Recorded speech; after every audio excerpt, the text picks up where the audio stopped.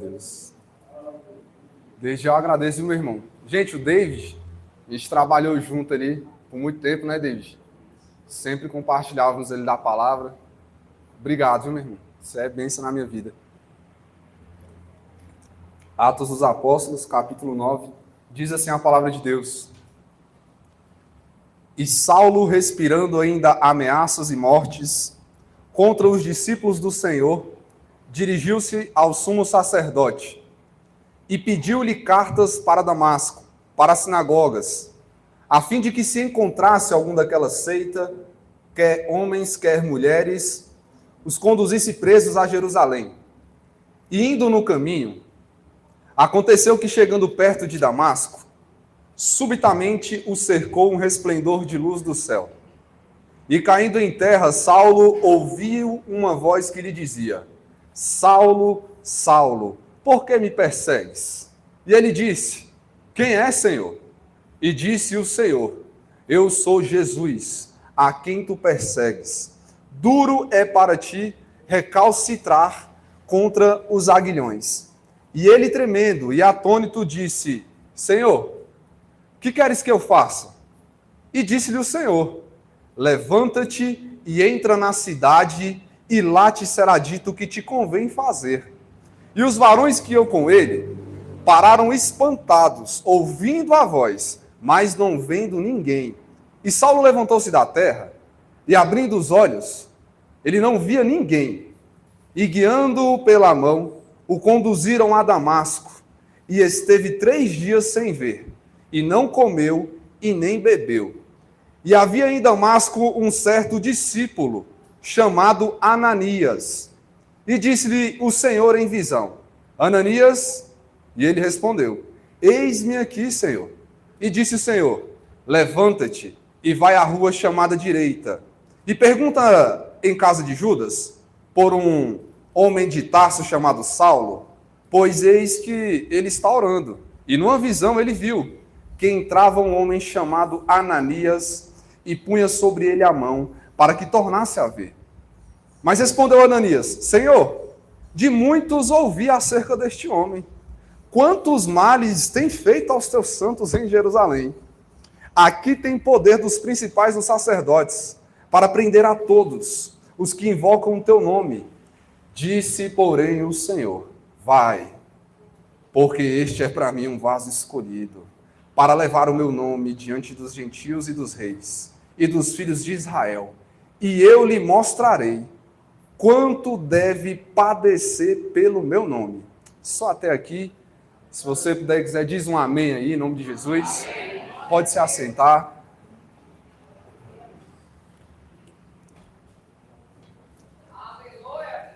Essa noite eu quero refletir, igreja, com vocês, sobre o caminho da conversão.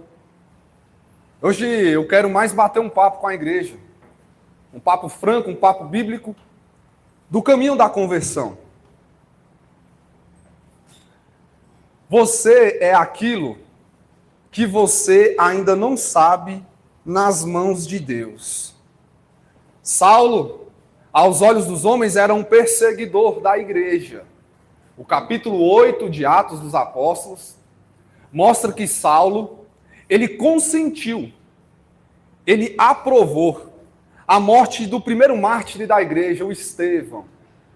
Enquanto os homens apedrejavam e matavam Estevão, o Saulo batia palmas e dava glórias a Deus. É porque às vezes você acha que está fazendo aquilo que agrada a Deus, mas na verdade o que você está fazendo é desaprovando a conduta de um cristão que serve a Deus. Existem momentos em que pensamos estar servindo Deus, quando na verdade estamos o rejeitando. Existem momentos que as nossas práticas parece que nós estamos agradando a Deus, quando na verdade nós estamos reprovando a conduta de uma pessoa que se diz cristão. O texto fala de um homem que andava em sinceridade naquilo que foi ensinado. Esse mesmo Saulo, do capítulo 9 de Atos, que a gente leu, ele diz em Filipenses quem era ele. Ele diz que ele era um camarada nascido em Israel. Ele era judeu, David. Ele era criado aos pés de um mestre lá, um PhD em teologia chamado Gamaliel. Ele diz que Saulo foi fariseu, e dos fariseus ele foi o top de linha. Ele era bom no que fazia, meu irmão Igor. Ele era bom naquilo que foi ensinado. A verdade é o seguinte, é que se você é sincero naquilo que você faz, mas se o que você faz vai de encontro contra a palavra de Jesus, você é um sincero. Mas você é um sincero enganado. Então, a pessoa que é sincera naquilo que acredita, mas que vai contra a palavra de Deus, ela está sinceramente enganada. Sinceridade não salva ninguém. Sinceridade não é justificativa de dizer que o que eu estou fazendo é correto. Porque Saulo, ele fazia o que fazia, porque ele era instruído naquilo e achava que o que ele fazia era correto. Meu irmão Jadson, coloca aí para mim, Atos dos Apóstolos, o capítulo 25, o versículo de número 9. Olha como é que ele aprovava o que ele fazia. Atos, capítulo 25, versículo de número 9. E diz assim: todavia Festo, querendo comprazer aos judeus, respondendo a Paulo, disse: não, está errado. Não é esse texto. Coloca o 11 para mim, o versículo 11.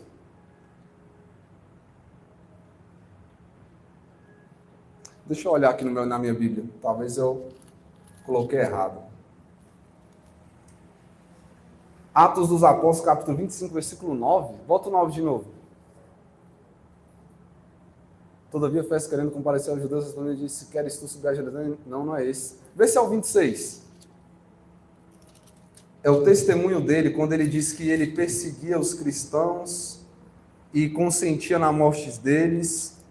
É Atos, capítulo 20 e... é o 6? É o 26. Coloca aí o versículo de número 11. Isso, 26, 11. Atos, capítulo 26, versículo 11. Olha só como é que era o entendimento de Saulo. E castigando-os muitas vezes por todas as sinagogas, eu os obriguei a blasfemar, e enfurecido demasiadamente contra eles, até perseguir nas cidades estranhas o persegui. Coloca o 12. Sobre o que, indo então a Damasco, com poder e comissões dos principais dos sacerdotes, o 13, no meio-dia, ó rei, vi no caminho uma luz do céu, que excediu o esplendor do sol, cuja claridade me envolveu a mim e aos que iam comigo. O Saulo, ele era tão sincero naquilo que ele acreditava, que no versículo que a gente leu aí, o de número 11, diz que Saulo obrigava, pastor Vladimir, os irmãos, os nossos irmãos, não só negar, mas blasfemar de Jesus. Saulo, instruído por aquilo que ele acreditava, achando que estava servindo a Deus, obrigava as pessoas a negarem o nome de Jesus. Não só negar, blasfema. Vocês estão vendo as redes sociais, vocês estão vendo o que está acontecendo em Sudão, vocês estão vendo o que está acontecendo na Nigéria com os cristãos. Os cristãos estão sendo massacrados. Os cristãos estão sendo torturados. As pessoas lá não têm o direito de abrir um templo como esse e cultuar o nosso Senhor Jesus Cristo. Lá eles estão sendo torturados e mortos, irmãos, pelo amor de Deus. Lá eles estão sendo assassinados. Eu vi um vídeo de uma mãezinha com 3 filhos, pelo fato dela ser cristã.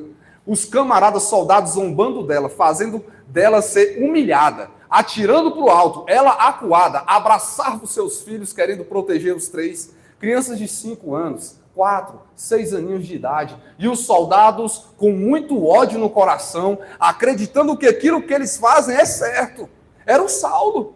O Saulo praticava isso achando que era correto, achando que estava servindo a Deus, quando na verdade não estava servindo a Deus. Eles eram sinceros no que estão fazendo lá no Sudão e na Nigéria, mas sinceridade não salva ninguém. Deixa eu te falar um negócio bem aqui. Em Gênesis capítulo 3, quando a serpente vai propor a dúvida na mente de Adão e Eva, a dúvida é o seguinte: não é que se vocês comerem desse fruto, vocês vão morrer. Vocês não vão morrer. Vocês serão iguais a Deus, conhecedores do bem e do mal. A tentação é o seguinte: a fonte da moralidade do que é certo e correto, já não vai ser mais Deus. A fonte do que é certo e correto vai ser seu próprio entendimento. Não é mais Deus. Vocês serão conhecedores do bem e do mal. Ou seja, o que é certo e errado não depende mais de Deus. O que é certo e errado depende de vocês. Então essa é a proposta da serpente lá. E hoje, nos dias atuais, é isso. O que é certo para mim, talvez não é certo para você. O que é errado para mim, talvez não é errado para você. E a verdade é subjetiva. Mas Jesus Cristo de Nazaré, ele diz o seguinte, lá em João capítulo 16, no versículo 7. Eu sou o caminho. Eu sou a verdade. A verdade é uma pessoa. A verdade é Jesus Cristo de Nazaré. Olha só que exemplo que eu vou dar para vocês aqui agora. Se um carro passar aqui agora, nessa pista aí, da frente da igreja, a 100 km por hora, nós vamos falar, rapaz, esse carro passou aqui rápido, viu? Mas referente a quê? Qual é o ponto de partida para me dizer que aquele carro passou rápido aqui? Referente a quê? Referente às regras. Referente à regra de conduta que tem nessa via. Aqui não pode passar um carro a 100 por hora, porque a referência é que essa velocidade aqui nessa via está fora de cogitação.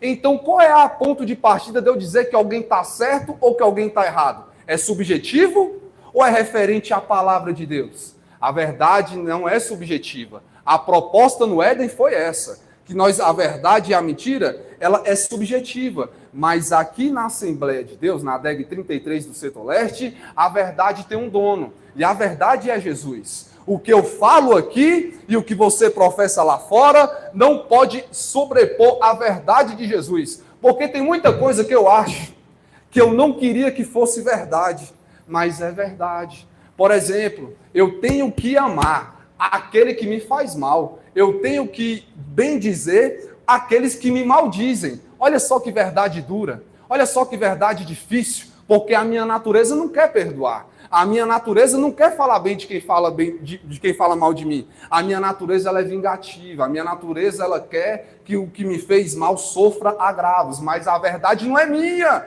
A verdade não é nossa. A verdade é de Jesus. E a verdade dele é o seguinte: se o teu inimigo tiver fome, dê a ele de comer. Se ele tiver sede, dê a ele de beber. Porque você fazendo isso, você vai amontoar sobre ele brasas de fogo sobre a sua cabeça.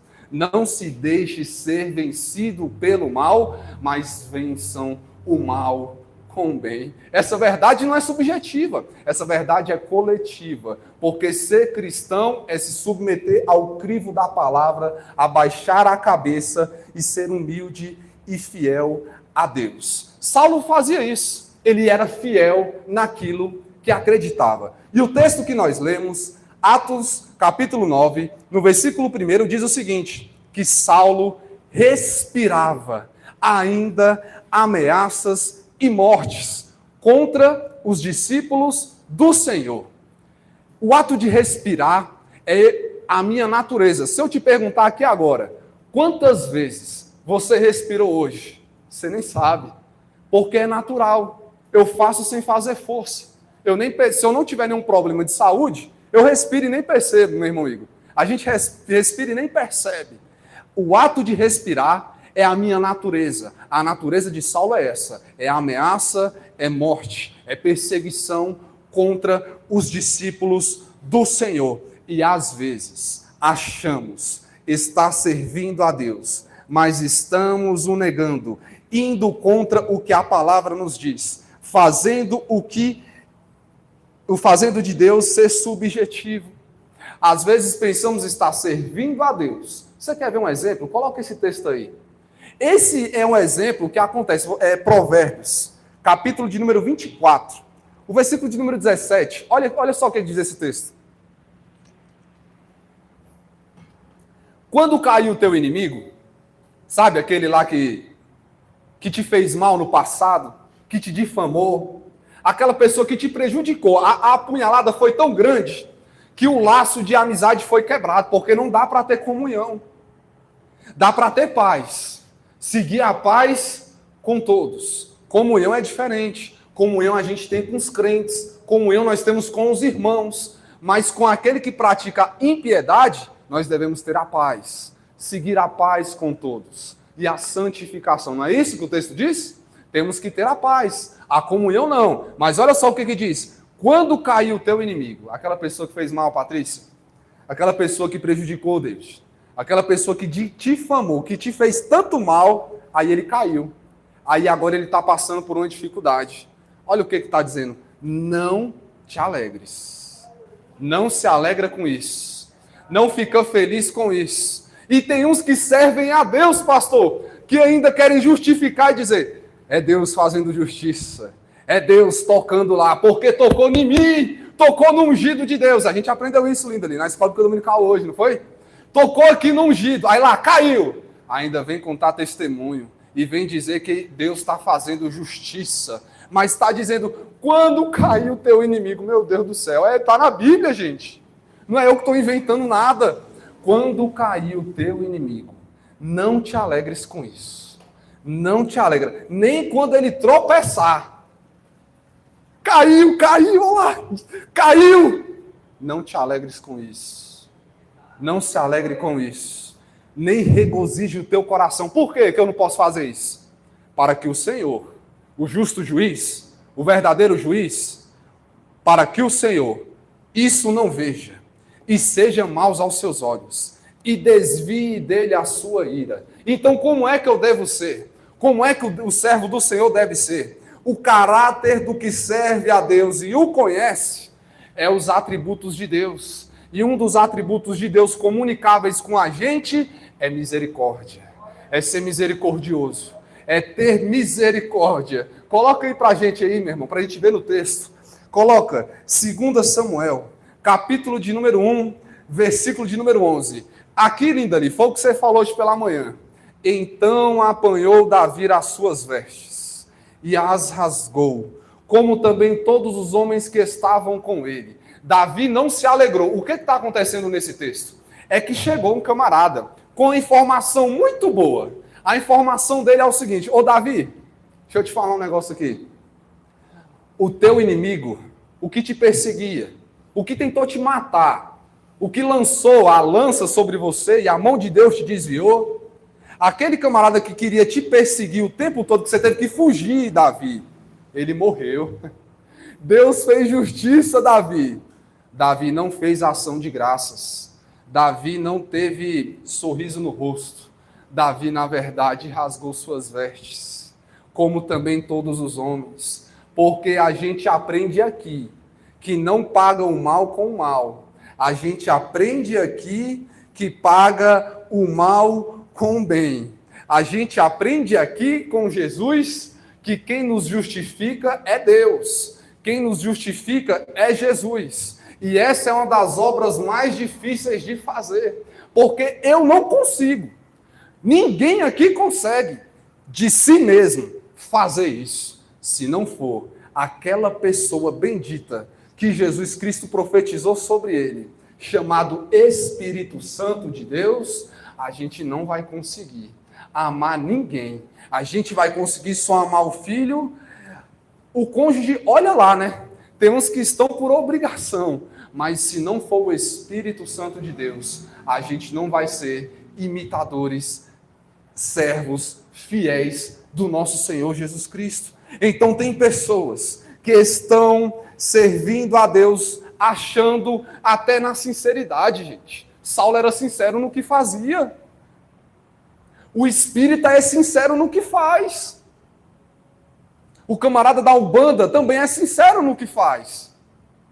Mas essa sinceridade não justifica ninguém. O que é então que me justifica diante de Deus? O que é então que faz com que ele olhe para mim e veja a minha sinceridade?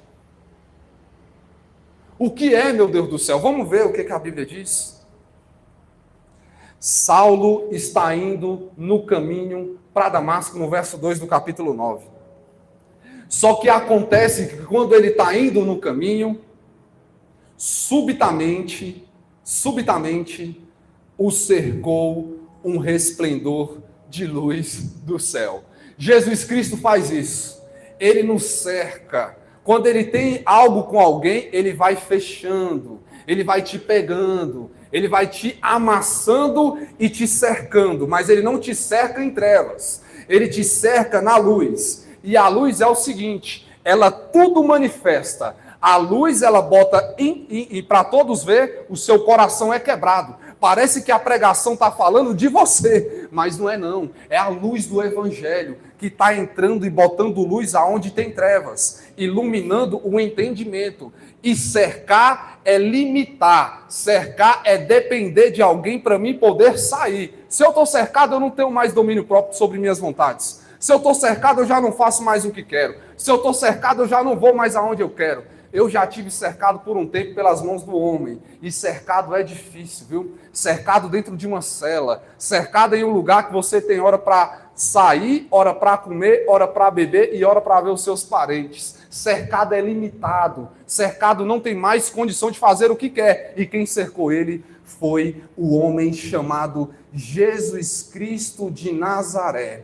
E Saulo estava indo no caminho quando ele foi cercado. E por que foi cercado? É porque o coração do homem, coloca aí para você ver, Provérbios 16, 9. O coração do homem considera o seu caminho, mas é o Senhor que dirige os seus passos. Paulo está considerando o caminho dele ser correto.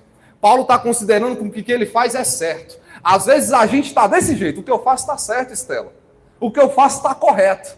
Eu sou dono de mim mesmo. O que eu falo é o que eu sei. O que eu faço é o que está certo. Mas Deus, ele faz isso aí, ó. É o Senhor que dirige os passos, ele cerca, e quando cerca é para ter o encontro. E no encontro de Saulo com Deus, diz no verso de número 4, que quando a luz cerca, quando a luz de Deus cerca, irmão, a gente, o versículo de número 4 de Atos 9 vai dizer qual é a primeira característica daquele que foi cercado. Ele cai. Quando Deus cerca, a gente cai. Quando o Senhor vai ter um encontro com a gente de verdade, nós caímos e nos prostramos. Se não houver o ato de se prostrar e cair aos pés de Jesus, eu ainda não entreguei minha vida nas mãos dele. Foi isso aqui, o ato de cair, que fez com que o filho pródigo lembrasse da casa do pai. No capítulo 15 de Lucas, no versículo de número 17, lá diz o seguinte: e caindo em si, disse: quantos trabalhadores da casa de meu pai têm abundância de pão, e eu aqui padeço de necessidade. Então tenho que cair para poder ter um encontro com Deus. Eu tenho que cair em si, eu tenho que me prostrar, e quando eu me prostro, a glória de Deus é manifestada sobre a minha vida. Mas o ato de cair é dependência, porque Saulo, quando cai, diz o texto que ele caiu e ouviu uma voz. Quando não cai, quando não é cercado, quando ainda é dono de si, a única voz que tem dentro da sua mente é a sua própria voz. Quando você ainda não caiu, quando você ainda não foi cercado, a voz do Evangelho ainda não ecoa dentro do seu coração.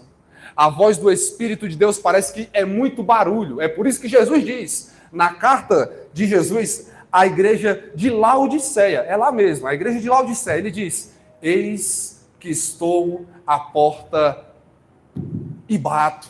Se alguém ouvir, olha aí, se alguém ouvir a minha voz, é porque às vezes é muito barulho, é muito pensamento, é muita coisa perturbando a mente, é muitos pensamentos maliciosos.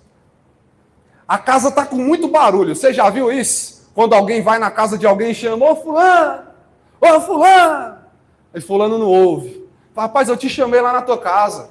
Ah, mas eu não ouvi não, estava muito barulho. É porque a casa, quando tem muito barulho, ela não é sensível à voz do Espírito de Deus.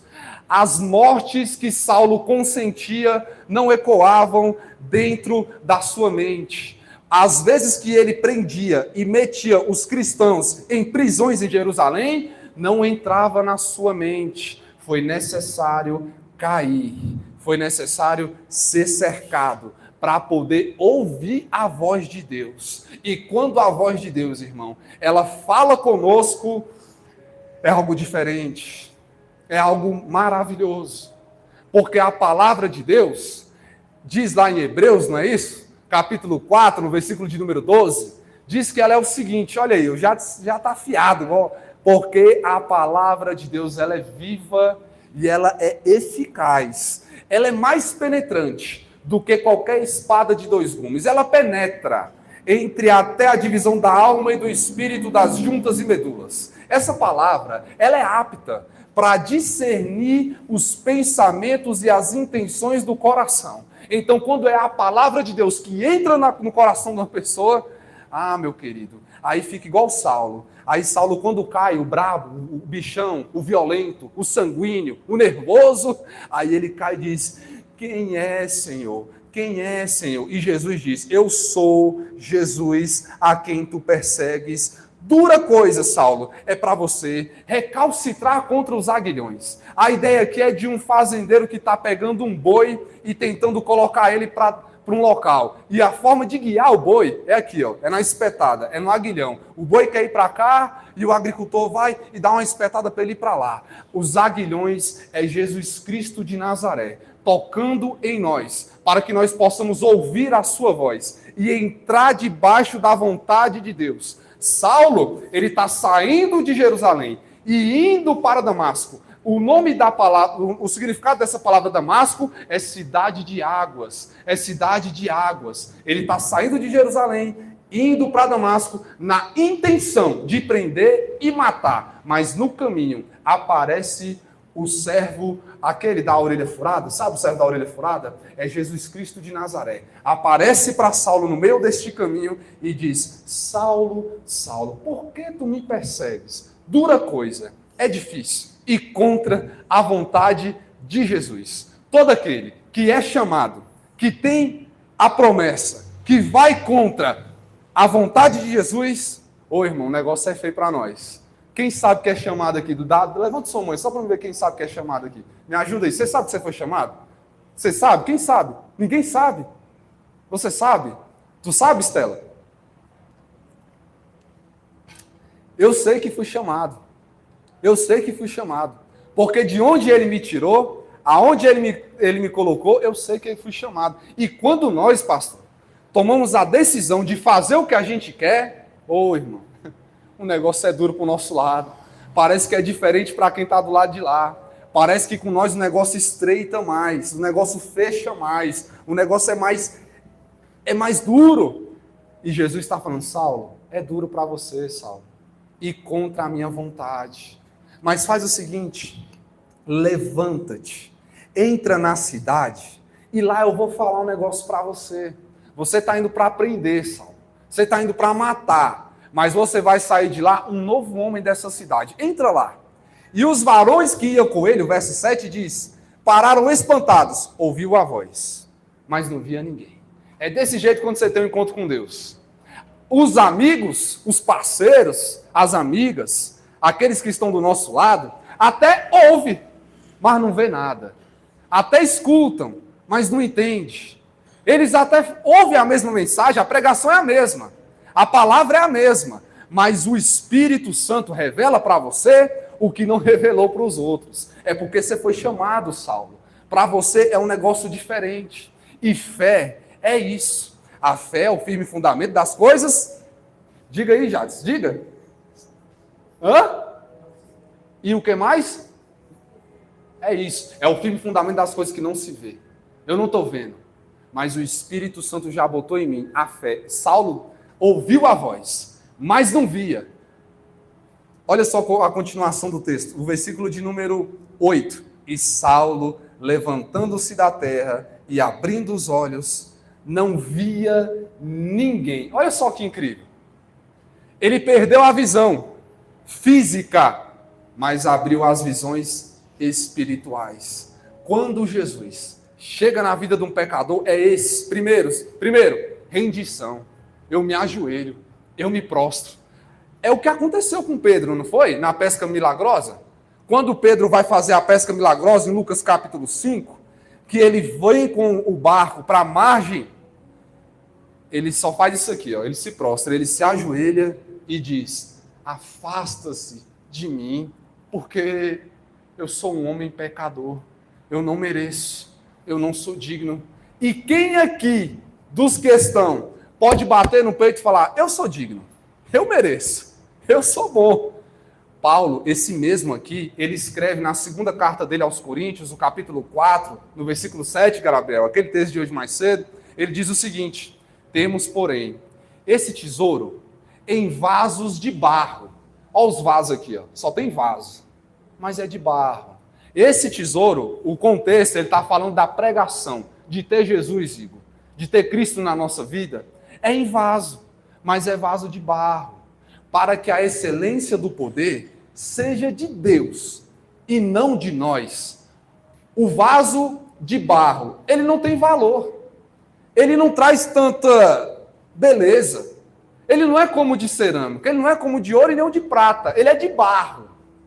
Nós somos esse vaso de barro, nós somos esses seres limitados, porque quando Deus opera em nós, não é para a gente levantar o nariz e empinar e dizer: olha aí, eu sou bom, eu sou brabo, eu faço. Não, é para que a excelência do poder seja de Deus e não de nós. Caindo e rendido, abre-se os ouvidos para a palavra e o conhecimento de Deus. Quando Paulo cai, aí ele ouve e passa a conhecer o verdadeiro Deus. O Deus que ele aprendeu é um Deus vingativo. Às vezes a pessoa até está na igreja, congrega, está no templo, mas é vingativo, mas é amargurado, e é o seguinte: é brabo, irmão, é difícil, isso não é, gente, isso não é Deus, isso não é não, isso é a carne, a natureza humana, querendo prevalecer sobre o Espírito de Deus.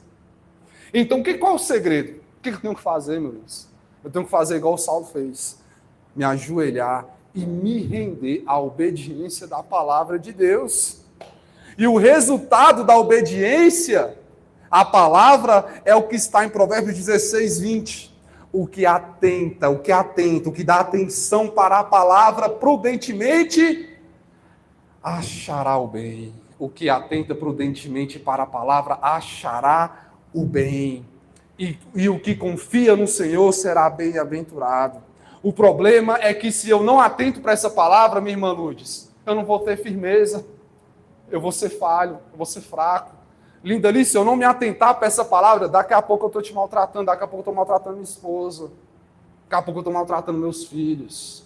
Mas eu digo que conheço Deus, igual Saulo dizia, eu estou fazendo isso por amor a Deus.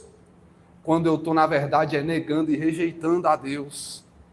Quando eu faço e não me atento para a palavra de Deus, eu sou como os homens estão fazendo lá no Sudão. Eu estou matando os outros, não fisicamente, mas espiritualmente.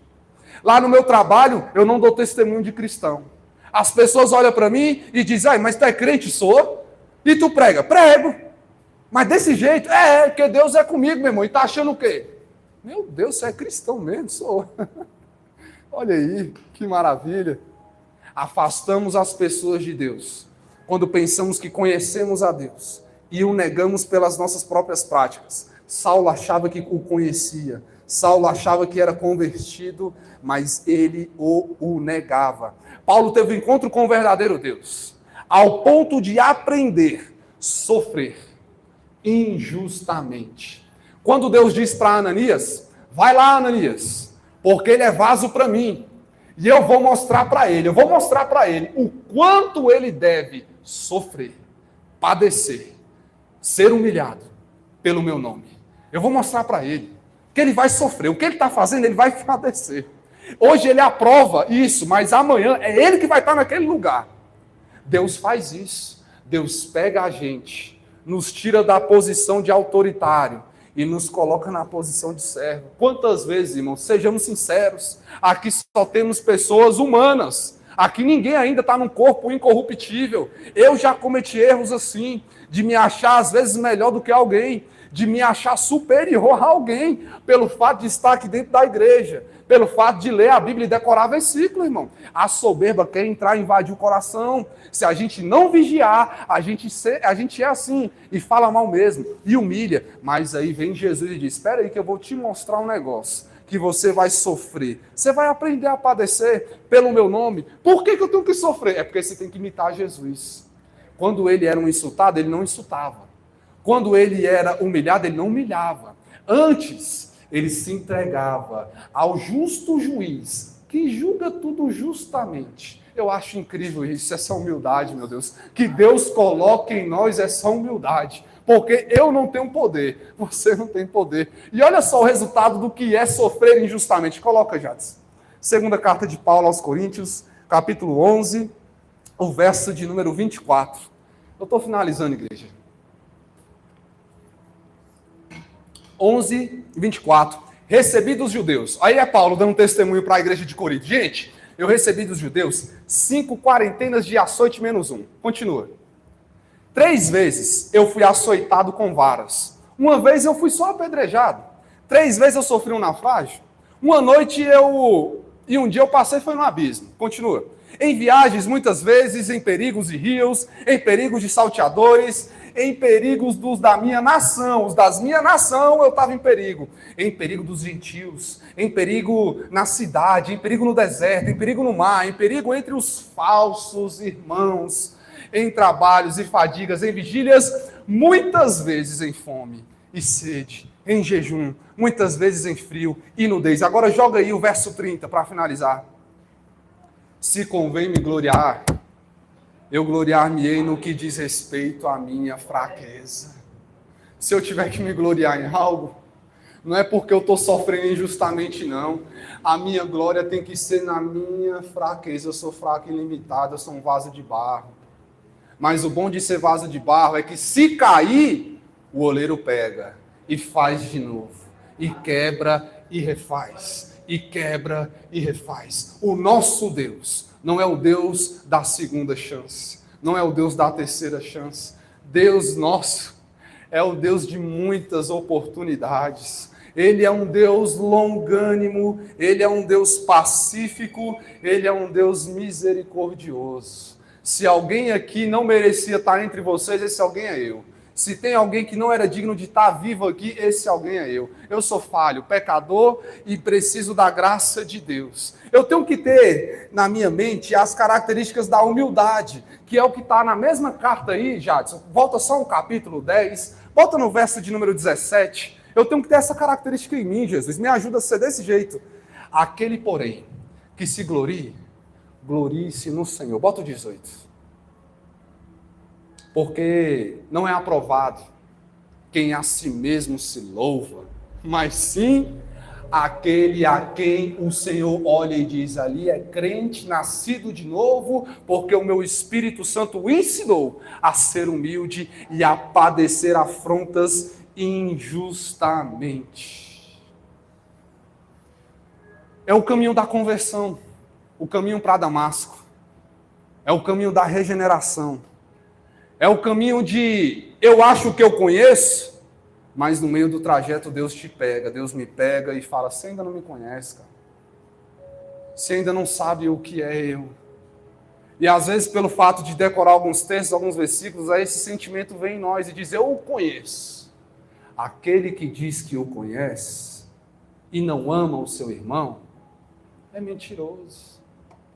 Porque Deus é amor. Como posso dizer que amo Deus e não amo meu irmão?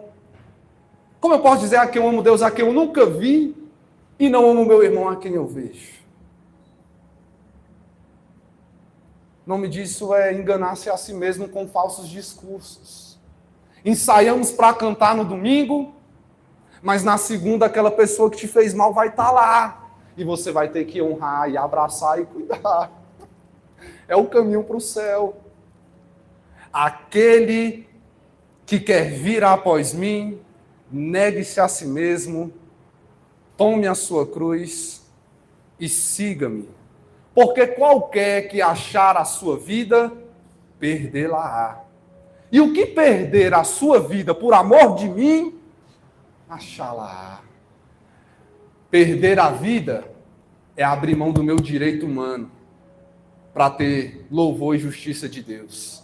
Alguns estão sendo absolvidos pelos homens, mas estão sendo condenados por Deus. Eu não quero ter a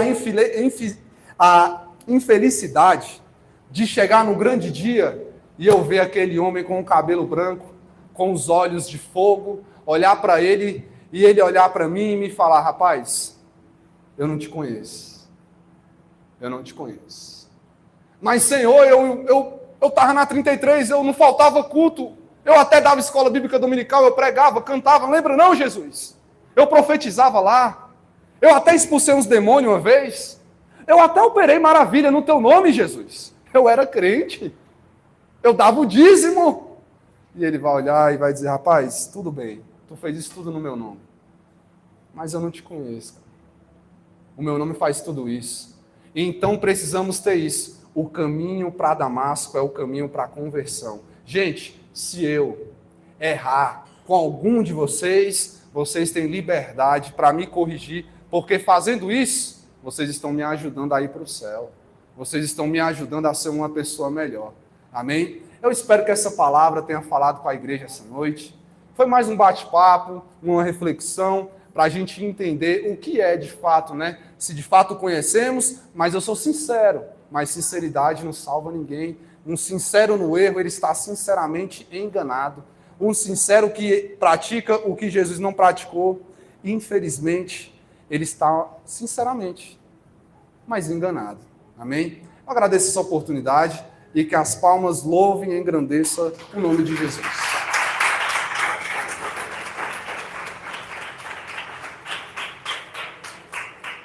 Glória a Deus. Jesus é maravilhoso, né? Imagina.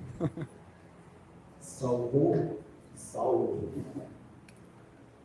que matava cristão, perseguia cristão, estava indo a Damasco para prender os irmãos em Cristo.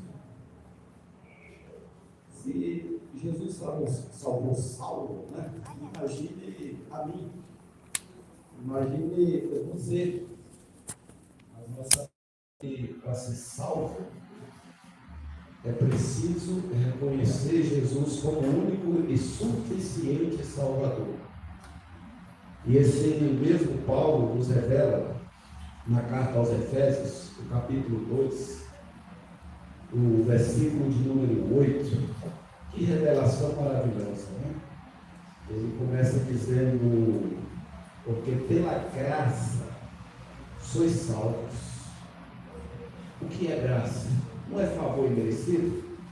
O que ele diz lá em Tito 2,11? Que a graça de Deus manifestou-se trazendo salvação para todos os homens. A graça é Jesus. Ele é a graça. Por isso que Paulo fala assim: porque pela graça sois salvos. Só que tem uma exigência, tem um requisito, por meio da fé. Porque sem fé é impossível agradar a Deus. Então é necessário, como diz o texto sagrado, que aquele que se aproxima de Deus creia que Ele existe e é galardoador dos que buscam. Então nessa noite, ninguém, ou pessoa alguma, tem desculpa de chegar naquele grande dia e dizer assim: Senhor, eu não ouvi a mensagem, eu não recebi essa fé. Quando Paulo fala por meio da fé, o mesmo Paulo vai dizer em Romanos 10:17 que a fé vem pelo ouvir, e o ouvir a palavra de Deus. Então, a fé é gerada quando nós ouvimos a palavra de Deus, os feitos de Jesus, o plano da redenção, o plano da salvação.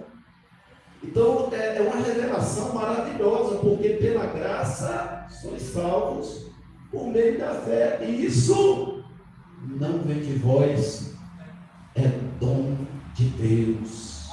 A graça é Jesus. A fé, quem gera em nós, é a palavra, e a palavra é Jesus, e o dom de Deus é Jesus, porque Deus amou o mundo de tal maneira que deu o seu Filho unigênito, o dom, o presente, a dádiva, para que todo aquele que nele crê não pereça, mas tenha vida eterna. Nessa noite eu gostaria de perguntar, se tem alguém nessa noite que gostaria de ter o seu nome escrito no livro da vida? Se tem alguém nessa noite que gostaria que os seus pecados assim fossem perdoados? Porque a Bíblia diz que todos pecaram, todos, e destituídos estão da glória de Deus. Por que todos pecaram?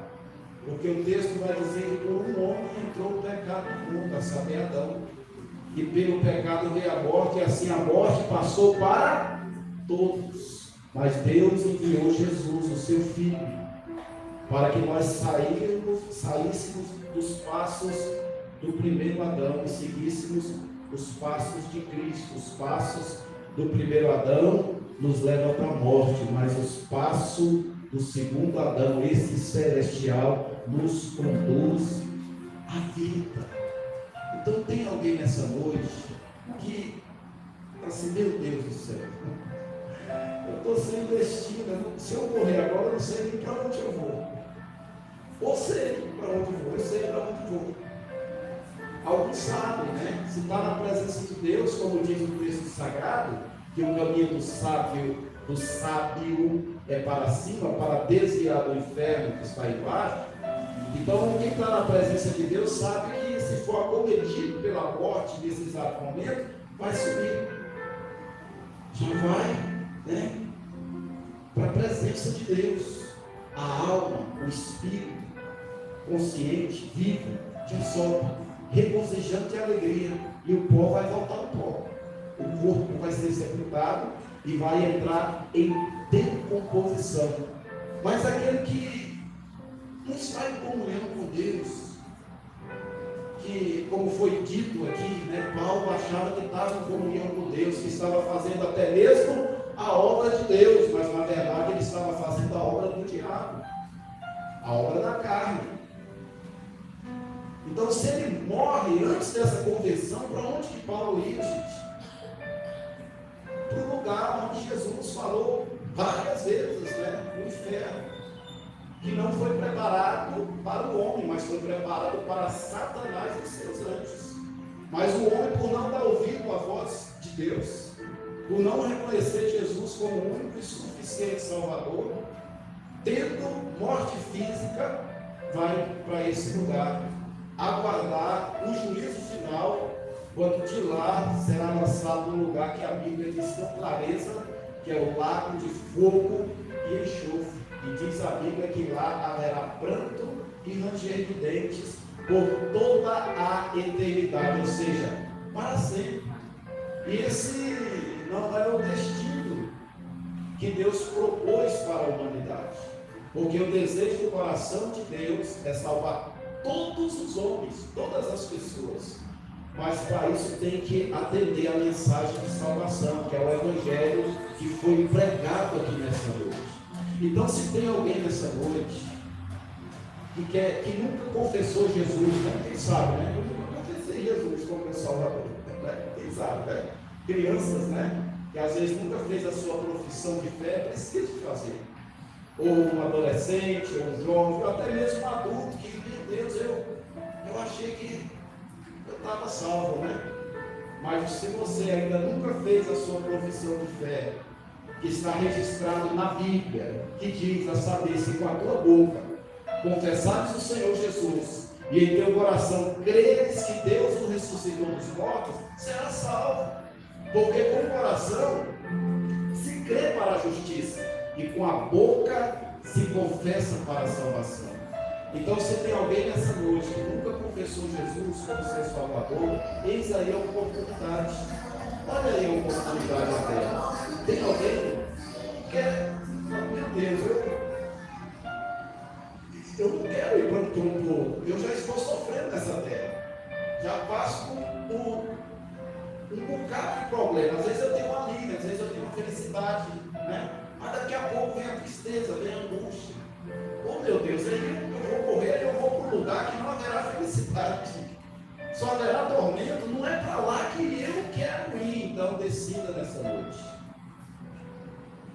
Confessa Jesus como seu Salvador. Aceite Ele. Ele é o Criador. Ele é Deus. Ele que nos fez. Ele nos conhece por dentro e por fora. Ele quer entrar para dar alegria, para consertar, para regenerar, para mudar a conduta, mudar o pensamento, fazer com que venhamos ser o quê? Novas criaturas. Tem alguém nessa noite que quer confessar Jesus? Ou até mesmo reconciliar, assim, meu Deus, é verdade, eu já servi Jesus por um tempo, mas eu me afastei. E eu quero reconciliar nessa noite, eu quero renovar minha aliança. Tem alguém nessa noite que quer reconciliar com o Senhor Jesus? Não tem ninguém. Todos estão na bênção. Se a trombeta tocar agora, todo mundo sobe, não é assim? Meu Deus do céu, né? Porque dada a palavra, né, com a voz do arcanjo e com o ressoar da trombeta de Deus, diz a Bíblia: o mesmo Senhor descerá do céu. E os que morreram em Cristo ressuscitarão primeiro. Depois nós, os que ficarmos vivos, seremos arrebatados juntamente com eles nas nuvens para o encontro do Senhor nos ares. Está todo mundo bem, não tá? Se a trombeta tocar agora, só vai ficar as roupas, não é isso? Todos nós vamos subir. Que maravilha! Isso alegra muito o meu coração, que todos já estão em comunhão e estão salvos. Então, da próxima vez, traga uma pessoa não cristã, tá bom? Meus amados, vamos passar os avisos. Quem quiser o culto no lar, viu? Terça-feira nós já vamos lá na irmã Eliane, viu? Voltando a irmã Eliane. Estou vendo a irmã Eliane ali e a irmã Eloísa. Terça-feira nós vamos lá na nossa irmã Eloísa. Mas se você quiser um culto na sua casa, fala conosco. Dê ali o seu nome, dê seu endereço. Eu quero um culto lá em casa. Aí converse com a pastora Cristina, minha digníssima, e fale conosco, que nós vamos ter o prazer de ir à sua casa para orar a Deus, para pedir que Deus te abençoe mais, porque você já é abençoado. Mas bênção nunca é demais. E nós vamos pedir para Deus abençoar mais e mais a sua vida. Então, quem quiser o culto no seu lar, na sua casa, nós estamos dando a prioridade para os irmãos da igreja. Porque tem pessoas aí fora que querem o culto na casa deles. E nós estamos dando prioridade para os irmãos da igreja. Então, nos agende, né? Para nós estarmos lá. Quarta-feira nós vamos ver se nós finalizaremos o culto de liderança inspiradora. Nós vamos tratar de um assunto, finalizando, o líder, né, ele busca excelência. Lembra que nós começamos com Jesus? O líder inspirador, e vamos finalizar com ele. O líder busca excelência, e Jesus fez tudo com excelência. Então, quarta-feira, se Deus nos permitir, nós vamos finalizar o curso de liderança inspiradora. E na quinta-feira nós já vamos dar continuidade também no curso, né, que são estudos bíblicos, ensinamentos bíblicos, instrução bíblica, é a doutrina mesmo da palavra de Deus. Nós vamos já partir para um outro tema, né? Nós estamos trabalhando o tema discípulo e discipulador, ou discípulos e discipuladores. Então nós vamos estar já abordando um outro tema. Nós já vamos para o nosso novo estudo, e vamos tratar de relacionamentos. E precisamos aprender a nos relacionar dentro da nossa casa, precisamos aprender a nos relacionar no trabalho, na escola, na igreja, Se for preciso ir a tribunais, a Bíblia ensina, falar a verdade lá, né? Falar a verdade, não é mentir ou receber uma propina, né? Para mentir. Então a Bíblia nos ensina todas essas coisas e também aprender a se relacionar com as finanças, né? Com o dinheiro. E nós não somos escravos do dinheiro. O dinheiro que é nosso escravo. Somos nós que devemos dominar. Então nós vamos começar esse tema, né? Conhecendo os nossos novos relacionamentos. Não sei quantas quintas-feiras nós vamos tratar desse assunto. Eu vou tentar resumir o máximo, porque no tema passado, andando em novidade de vida, acho que foi 4 ou 5 quintas-feiras, né? Nós tratamos desse assunto. Mas não é bom ter pressa, né, gente? Vai devagar mesmo, tranquilo. É bom que nós aprendemos mais. E às 6 horas, Jesus, então acelerado nesse homem, né? Mas que ele faça um resumão para ir para o outro tema, que vamos conhecer as nossas bênçãos espirituais, né? E vamos galgando, né? Vamos crescendo na graça e no conhecimento. Depois vamos conhecer as nossas obrigações, que são os nossos deveres espirituais. Vamos conhecer, após esse, né, aquela vida frutífera em todas as áreas da nossa vida. Imagine, você frutificar em todas as áreas da sua vida. Vamos chegar nesse estudo. Aí vamos conhecer uma vida cristã vitoriosa, né? Quem quer viver uma vida cristã vitoriosa na presença de Deus? São temas, né, que nós vamos estar abordando. O penúltimo tema nós vamos falar da nossa fonte de poder, né? Que Deus ele nos chama, ele nos capacita, ele nos garante, ele tem a nossa disposição poder para nós vencermos as batalhas em nome de Jesus. Então ele dá poder para a gente, sabe? Ele nos capacita para nós vencermos as nossas pelejas. E vamos finalizar falando de um tema maravilhoso, né? Vamos finalizar falando da volta de Jesus. Amém? Então, quarta-feira, todos já sabem, a partir das 19 horas e 30 minutos, nós vamos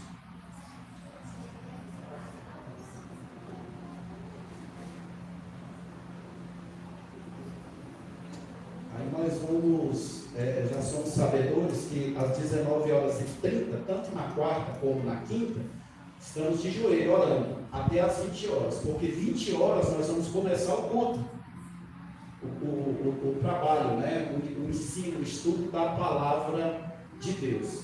E domingo pela manhã é maravilhoso, né? Aquele banquete maravilhoso, a partir das 8h30, café da manhã abençoado, né? E depois o estudo da palavra de Deus. Nós já estamos nos organizando para a nossa confraternização de fim de ano. Só falta nós ajustarmos uma data para que todos possam, né, se confraternizar. Não vai ser um dia de culto, viu, gente? Não vai ser um dia de culto.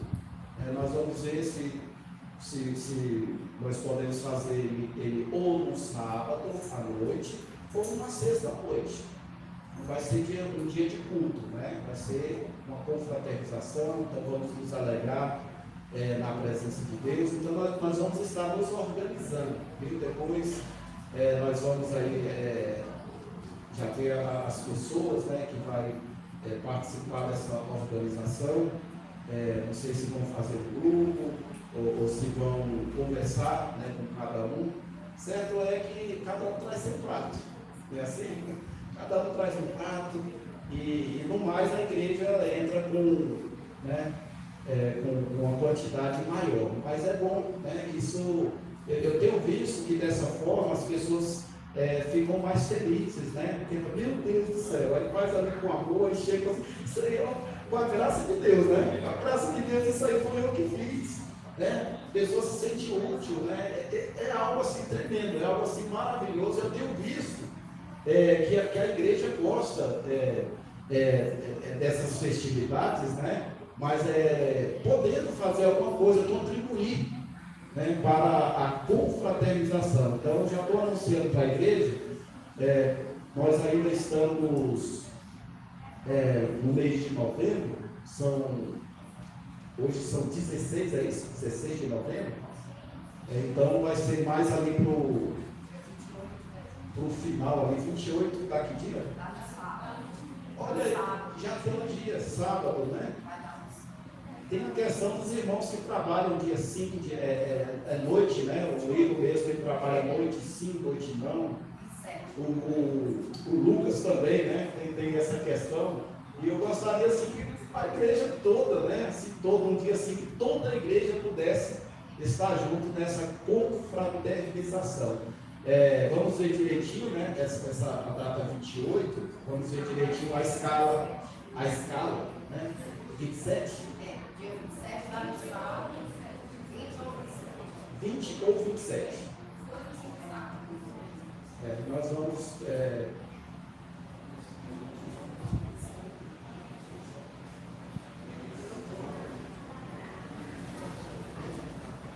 A Patrícia quer uma reunião com a equipe de novo. Vamos ficar sobre os nossos pés, igreja? Falta 1 minuto, viu? 1 minuto para as 20 horas. Tem vezes que demora um pouquinho, mas às vezes o que passa mais é 10 minutos. Eu creio que a igreja compreende, viu? Mas hoje estamos terminando na risca, né? 20 horas. Vamos então estar orando a Deus, falando com o nosso Deus. Senhor nosso Deus, nosso Pai, mais uma vez, a Ti rendemos graças, meu Deus, pela Sua palavra, palavra de vida, palavra, Senhor, de salvação, vida aos nossos corações, para nós refletirmos como está a nossa vida diante de Ti, se estamos andando conforme a Sua palavra, meu Deus, ou se estamos fazendo aquilo que nós queremos, ou que o curso, o príncipe desse mundo, meu Deus, está querendo que nós venhamos fazer, que é destruir a igreja, destruir a obra, matar os irmãos até mesmo com palavras, meu Deus, que venhamos fazer uma reflexão, uma autoanálise, um autoexame de nós mesmos, para ver se o Senhor está se agradando de nós. E precisamos ver isso à luz da Sua palavra. Meu Deus, continua abençoando a Sua igreja, abençoa o Seu povo, meu Deus. Que esse primeiro dia da semana, meu Deus, possa ser repleto de bênçãos, que o Senhor possa abençoar, meu Deus, todos os dias dessa semana, Senhor, abençoando os Seus filhos, aonde eles pisarem, aonde eles tocarem, que a Tua presença possa estar com eles e que eles possam prosperar, possam frutificar para a glória do Seu nome, meu Deus, meu Pai. Eu te peço nessa noite e já te agradeço no nome de Jesus. Vamos só apresentar aqui, é o irmão Francisco. Ele não é a primeira vez que ele veio aqui, não, viu? Ele já veio, não sei se foi uma ou mais vezes, né? Mas eu... Oi? Há mais de 10 anos, né?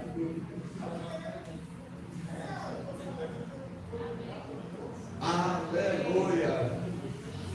Vamos apresentar aí nosso irmão Francisco, né? Que nos dá a graça de estar conosco nessa noite, né? Para louvar a Deus, para adorar a Deus. O David aí também, né? Está conosco aí. Deus abençoe, viu, David? Deus abençoe, Francisco, viu? Deus, né? Vai te levar em paz, viu? Vai te levar em paz. E sempre que quiser, as portas estarão abertas, viu? Para vir estar aqui adorando a Deus juntamente conosco. Estenda as vossas mãos. O Senhor te abençoe e te guarde. O Senhor faça resplandecer o seu rosto sobre ti e tenha misericórdia de ti. O Senhor sobre ti levante o seu rosto e te dê a paz. A graça do nosso Senhor Jesus Cristo e o amor de Deus e a comunhão do Espírito Santo esteja com todos e que todos digam amém. Já falei, né? A Patrícia quer